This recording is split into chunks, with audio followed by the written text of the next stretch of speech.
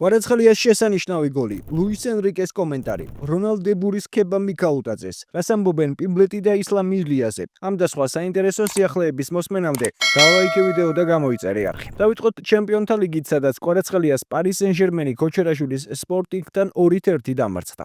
სამწუხაროდ შეხვედრა ქართულების გარეშე დაიწყო. კვარა შეხვედრაში 63 წუთზე მაშინ ჩაერთო, როდესაც მოქმედი ჩემპიონი ერთი ბურთით მარცხდებოდა. თუმცა მალევე ხვიჩამ მორიგი ულამაზესი ჩემპიონთა ლიგური გოლი გაიტანა და გუნდისთვის ქულაც უნდა მოეპოვებინა. თუმცა პარი სენ-ჟერმენმა ანგარიში შენარჩუნება მხოლოდ 90 წუთამდე შეძლო. შეგახსენებთ, რომ კვარაცხელიას ჩემპიონთა ლიგის მიმდინარე სეზონში ჩატარებულ 6 შეხვედრაში 3 გოლი და 2 საგოლე გადაცემა აქვს. უნდა აღვნიშნოთ ისიც, რომ კვარაცხელიას ტოპ 5 ლიგაში აქამდე არასდროს დაუგია შეხვედრა, რომელშიც გოლის გატანა შეძლო. შეხვედრის შემდეგ მედიასთან საინტერესო კომენტარი გააკეთა პარი სენ-ჟერმენის მთავარმა მწვრთნელმა ლუის ენრიკემ. წავაგეთ, რადგან მათ 2 გოლი გაიტანეს, ჩვენ კი მხოლოდ 1. ეს იყო ჩვენი საუკეთესო გასვლითი შეხვედრა. ჩემი ფეხბურთელებით ვამაყობ. ასეთი მენტალიტეტით დარწმუნებული ვარ, რომ შორს წავალთ. აშკარად ვაჯობეთ მეტოქეს, რომელიც მოგებას არ იმსახურებდა, მაგრამ ფეხბურთი ასეთია. ვარ თუ არა გაკვირვებული სპორტინგის სულისკვეთებით? ამ გუნდის შესახებ ისედაც კარგად ვიცოდი. მოედანზე მხოლოდ 1 გუნდი იყო და მოგებას ჩვენ ვიმსახურებდით. თუმცა ფეხბურთი ხანდახან უსამართლოა და აჯილდოებს იმას, ვინც მეტ გოლს იტანს. თუ რამე პრობლემაა, ეს მწვრთნელის პრობლემაა. არ ინერვიულოთ. მე აქ ამისთვის ვარ. ფეხბურთი საზიზღარი სპორტია. ეს უსამართლო სპორტია. უნდა შევეგუოთ ამას. იგივე ხშირად დაგვემართება. რაც შეეხება სპორტინგის ქართველ ნახევარმცველს გიორგი ქოჩორაშვილს, ის შეხვედრაში ბოლო დამატებულ წუთზე ჩაერთო და სულ რამდენიმე წამი ითამაშა. შედეგად პარი სენ-ჟერმენი 13 ქულით მეხუთე ადგილზეა და ჩემპიონთა ლიგის ბოლო ტურში ნიუკასლს უმასპინძლებს. სპორტინგი კი ასევე 13 ქულით მე-6 ადგილზეა და მომდევნო შეხვედრაში ბილბაოს დაუპირისპირდება. ორივე შეხვედრა 29 იანვარს გაიმართება. გიორგი მიკაუტაძის ვილიარეალი კი მის ყოფილ კლუბს ამსტერდამის აიაქსს დაუპირისპირდა და 1-2 დამარცხდა. სამწუხაროდ ამ შეხვედრაშიც ქართული ძირითადში არ იყო და თამაში მხოლოდ 72 წუთზე ჩაერთო. ამ მცირე დროში კი მან გუნდის დახმარება ვერ შეძლო. შეგახსენებთ, რომ ვილიარეალი ჩემპიონთა ლიგაზე 1 ქულით ბოლოს წინა 35 ადგილზეა. ქართლის გუნდმა პლეი-ოფის შანსი ჯერ კიდევ დეკემბერში დაკარგა. სავარაუდოა, რომ ქართლის დასვენების მიზეზი სწორედ ეს იყო. ვილიარეალი მთელ აქცენტს ახლა ლა ლიგაზე აკეთებს. მიკაუტაძის გუნდი ჩემპიონთა ლიგის მიმდინარე სეზონში ბოლოს შეხვედრას 28 იანვარს ლევერკუზენის წინააღმდეგ გამართავს. აქვე გეტყვით, რომ ამ შეხვედრის დაწყებამდე მიკაუტაძეზე ისაუბრა აიაქსის ყოფილმა ფეხბურთელმა რონალდ დე ბურმა, რომელმაც ქართველი შეაქო. მიკაუტაძე აიაქსის ვარჯიშზე რამდენჯერმე ვნახე. ვესაუბრე რიჩარდ ვიჩხეს, აიაქსის მაშინდელ სპორტულ დირექტორს და ის აბსოლუტურად გიждდებოდა მასზე, თუმცა რეალურად შანსი არ მიუღია. ხედავთ რა სწრაფია, როგორც მარჯვენა, ისე მარცხენა ფეხით თამაშობს. ძალიან მარტივად შეუძლია გოლის გატანა. ბურთის გარეშეც კარგია. ძალიან საინტერესო თავდამსხმელია. მას უფრო მეტი შეუძლია, ვიდრე ბევრს ჰქონია. არ ვფიქრობ, რომ ჰქონდა შესაძლებლობები. ეჩვენებინა რა შეუძლია. მარცხენა ფლანგზე აყენებდნენ და არა თავდამსხმელად. სინამდვილეში კი ის ნამდვილი ფორვარდია, რომელსაც თამაში სჭირდება. ან გონია, რომ აიაქსში სწორ პოზიციაზე ათამაშებდნენ. უბრალოდ აიაქსი ნიდერლანდების უდიდესი კლუბია. თუ საქმეები კარგად არ წავა, ზეწოლა იზრდება. შემდეგ ისინი სხვებს ირჩევენ და თუ სხვები უკეთესად ითამაშებენ, ყველაფერი დამთავრებულია. მიკაუტაძემ უსაფრთხო ვარიანტი აირჩია. ჯერ მეცში წავიდა, შემდეგ ლიონში და ახლა მისი ფასი 30 მილიონია. ახლა კი ერთი სამწუხარო ამბავი, იური ტაბატაძემ მიმდინარე სეზონში ვეღარ ითამაშებს. ესპანური კლუბის კადისის ინფორმაციით, ქართველს ლა ლიგა 2-ის ბოლო ტურში ალბასეტესთან მარჯვენა მუხლის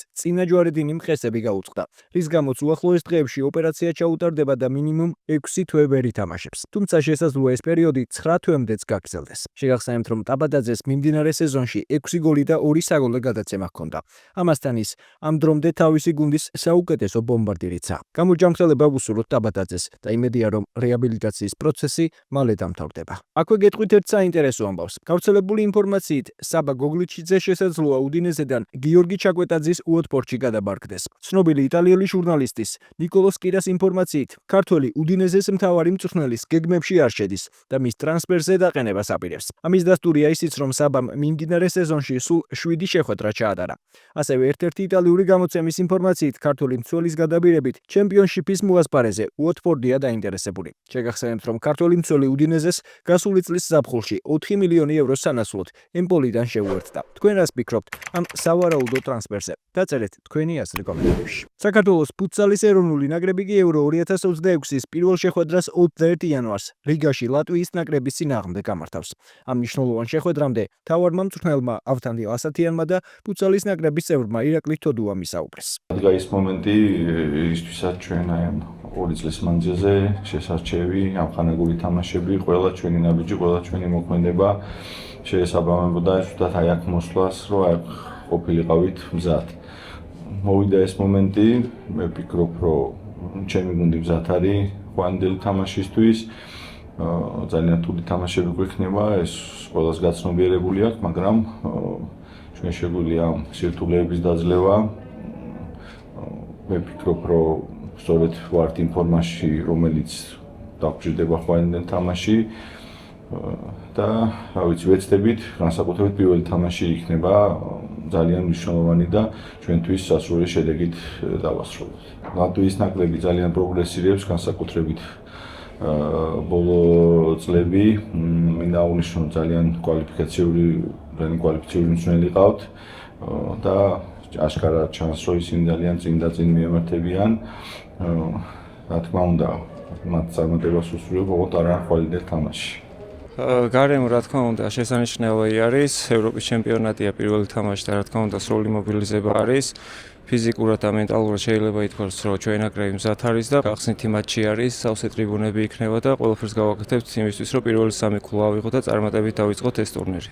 უპირატესობა შეიძლება ითქვას ისევ იგივე, რითიც აქამდე მოვედით, რომ ეს ერთიანობა და ბრძოლის უნარიანობა ალბათ ქართული სული ქვია ამ ყველაფერს, რაც იმ გზის თანმდებია, რაც აქამდე მოგვიყვანა და აქაც ვეცდებით, რომ გავაგრძელოთ ეს ჩვენი სვლა. რა თქმა უნდა, რთული მეტოქე არის ლატვიის ნაკრები და ჩვენ ყოველ თამაში ნაბიჯ-ნაბიჯს ვეცდებით, რომ ჩვენი მიზანი რაც არის, რომ ჯგუფიდან გავიდეთ, ნაბიჯ-ნაბიჯს ვეცდებით, რომ ყველაფერი გავაკეთოთ ამისათვის. შეგახსენებთ, რომ საქართველოს და ლატვიის დაპირისპირება 21 იანვარს 22 საათზე დაიწყება. აქვე გეტყვით იმასაც, რომ ლატვიასთან ერთად ჯგუფში არიან ხორვატიის და საფრანგეთის ნაკრებები. ახლა კი UFC და ქართული ჩემპიონი ილია თოფურია, რომელიც ოქტაგონზე დაბრუნებას აპრილი-ივნისის მონაკვეთში აპირებს და მისი მეტოქე პედი პიმბლეტსა და ჯასტინ გეიჯის შორის გამარჯვებული იქნება. ამის შესახებ 2025 წლის საუკეთესო ნოკაუტის ავტორმა სოციალურ ქსელში გულშემატკივრებს თავად განუცხადა. ამ ინფორმაციას კი პედი პიმბლეტი გამოეხმაურა და თქვა, რომ ილიას დაულოდება მოუწევს. თოფურიას ლოდინი მოუწევს, ჯერ ჯასტინ გეიჯის კარიერას დავამთავრებ და შემდეგ ილია თოფურიას მივხედავ, მაგრამ ილიას მოცდა მოუწევს. ნამდვილად არ ვაპირებ მასთან აპრილში ვიჩხუბო. თოფურია მალოდინა და ახლა თავად მოუწევს ლოდინი. ივნისში ან ივლისში ვიბრძოლებ. რა გადაწყვეტილებას მიიღებს UFC, ამას მალე გავიგებთ, თუმცა მანამდე დროებითი კამრის შედეგებს უნდა დაველოდოთ. აქვე გეტყვით, რომ ილიაზე ისაუბრა UFC-ს ქვესაშუალო წონითი დივიზიონის ჩემპიონმა ისლამ მახაჩევმა, რომელიც ამბობს, რომ ქართველთან ბრძოლას მხოლოდ იმ შემთხვევაში დათანხმდება, თუ ილია ქვემსუბუქ წონაშიავა. ილია ქვემსუბუქ წონაში გადასვლით არაფერს კარგავს. თუ ჩემთან დამარცხდება, ისევ მსუბუქ წონაში დაბრუნდება და ტიტულს იქ დაიცავს. მაგრამ ახლა არ მგონია მას ამის დრო ჰქონდეს. ილიას მსუბუქ წონაში კამარი ჯერ არ დაუცვია და როგორც ვიცი, ჯერ ბერცი ჩხუბებს, რადგან ოჯახური პრობლემები აქვს. არ ვიცი, როდის დაბრუნდება, მაგრამ როდესაც ამის დრო მოვა, ჯერ თავისი კამარი უნდა დაიცვას. დროებითი ტიტული შეიქმნება და თოფურიას პიმბლეტსა და გეიჯს შორის გამარჯვებულთან მოუწევს დაპირისპირება. თქვენ რას ფიქრობთ, შედგება თუ არა საერთოდ ილიას და ისლამის დაპირისპირება? დაწერეთ თქვენი აზრი კომენტარებში. ბოლოს კი, თუ მოგეწონათ ვიდეო, დაალაიქეთ, გამოიწერეთ არხი და ჩართეთ ზარისხილეკი, რომ არ გამოგჩეთ შემდგომი საინტერესო სიახლეები.